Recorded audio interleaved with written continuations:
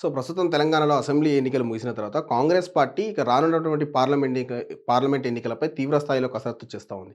So, రానున్నటువంటి parliament ఎన్నికలు ఏవైతే ఉన్నాయో అసెంబ్లీ ఎన్నికల దృష్టిలో ఉంచుకొని, అసెంబ్లీ ఎన్నికల్లో వచ్చినటువంటి ఆయా నియోజకవర్గాలకు సంబంధించి పార్లమెంట్ సెగ్మెంట్‌లలో ఉన్నటువంటి బలాలు ఏదైతే మొత్తం 17 పార్లమెంట్ సెగ్మెంట్‌లలో కాంగ్రెస్ పార్టీ మొత్తం మీద 8 సెగ్మెంట్‌లలో అత్యధిక మెజారిటీ సాధించింది.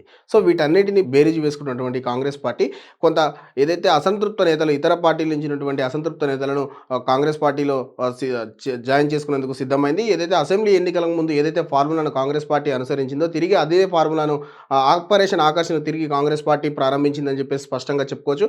ఏ పార్లమెంట్ సెగ్మెంట్‌లో అయితే కాంగ్రెస్ పార్టీ వీక్‌గా ఉందో, ఆ పార్లమెంట్ సెగ్మెంట్‌లో పూర్తి స్థాయి కాంగ్రెస్ పార్టీ దృష్టిలో పెంచుకుంది. ఇందులో భాగంగానే బీజేపీకి చెందినటువంటి కొంతమంది కీలక నేతలు ఇటు మల్కాజ్‌గిరికి సంబంధించి గాని, ఇటు సికింద్రాబాద్‌కి సంబంధించి గాని, ఇటు గోషామాల్‌కి సంబంధించి గాని, ఈ 3 ఏదైతే హైదరాబాద్‌కి సంబంధించి.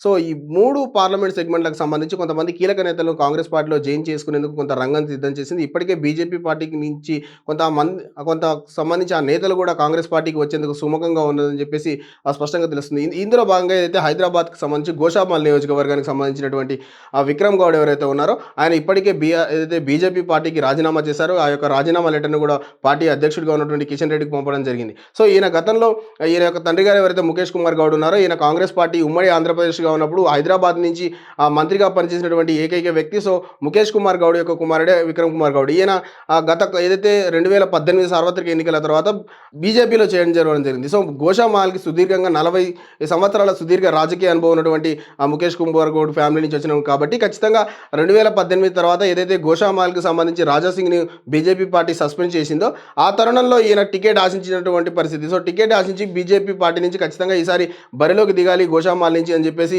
కొంత నిర్ణయించుకున్న తర్వాత ఎన్నికలకు కొన్ని రోజుల ముందు అనూహ్యంగా బీజేపీ పార్టీ ఏదైతే రాజాసింగ్‌కు సంబంధించి సస్పెన్షన్ ఎత్తివేసి తిరిగి రాజాసింగ్‌కే తిరిగి కేటాయించడంతో కొంత ఆయన అప్పటి నుంచి అలకబోయినటువంటి పరిస్థితి.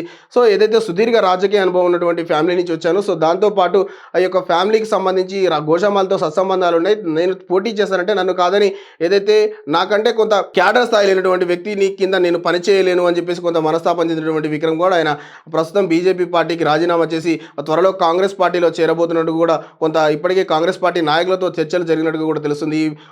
హైదరాబాద్కు సంబంధించి ముఖ్యంగా పూర్తి స్థాయిలో హైదరాబాద్ పార్లమెంట్ సెగ్మెంట్పై కొంత పట్టు సాధించాలంటే కాంగ్రెస్ పార్టీకి ఒక కీలక నేత అవసరమైనటువంటి పరిస్థితి. సో, ఈ తరుణంలోనే ఇప్పటికే పూర్తి స్థాయిలో కసరత్తు చేస్తున్నటువంటి కాంగ్రెస్ పార్టీకి ఒక అస్త్రంగా విక్రమ్ కుమార్ గౌడ్ దొరికాడు అని చెప్పేసి స్పష్టంగా చెప్పుకోవచ్చు.